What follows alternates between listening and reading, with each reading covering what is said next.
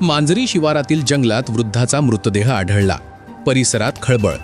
घाटंजी तालुक्यातील Parwa police station हद्दीतील ग्राम मांजरी येथील शेत शिवारातील जंगलात एका वृद्धाचा मृतदेह आढळल्याने परिसरात खळबळ उडाली आहे. ही घटना 15 तारखेला उघडकीस आली. मिळालेल्या माहितीनुसार ग्राम मांजरी येथील पोलीस पाटील यांनी फोनद्वारे पारवा पोलिसांना जंगलात एक इसम मृत अवस्थेत पडून असल्याची माहिती दिली.